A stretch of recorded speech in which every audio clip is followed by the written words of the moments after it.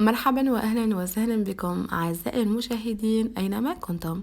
في الفيديو تاع اليوم راح نمد لكم اجمل ممثلين وفنانين الجزائريين حسب رايي الشخصي، وكل واحد ورايه.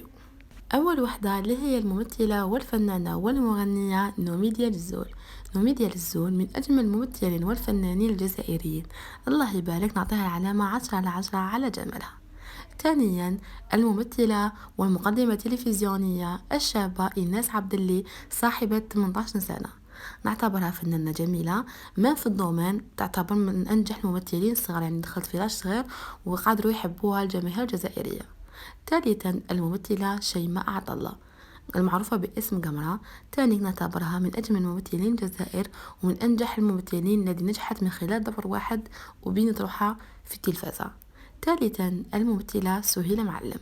سهيلة معلم الله يبارك فنانة بمعنى الكلمة، سواء في الزين سواء في التربية، تعجبني بالبزاف بالبزاف بالبزاف، نعتبرها من أجمل الفنانين الجزائريين هي الأخرى. الممثلة ليليان أبركون الذي لعبت دور روزا في مسلسل بنت البلاد، نعتبرها تانيك من أجمل الوجوه التلفزيونية الجزائرية، يعني شابة ما شاء الله. الممثلة سارة علامة أيضا نعتبرها من الممثلين الجميلين، زينها طبيعي ما شاء الله. في الفيديو هذا مديت لكم رأيي الشخصي وكل واحد ورأيه، وعطيت رأيي من ناحية الجمال فقط. ان شاء الله عجبكم الفيديو، ما بقى لي غير نقول لكم تهلاو في روحتكم، نتلاقاو في فيديو جديده ومعلومه جديده. ما تنساوش تابوني ولا باج وتخلوا لي رايكم في لي كومونتير. تهلاو في روحتكم وبقى على خير.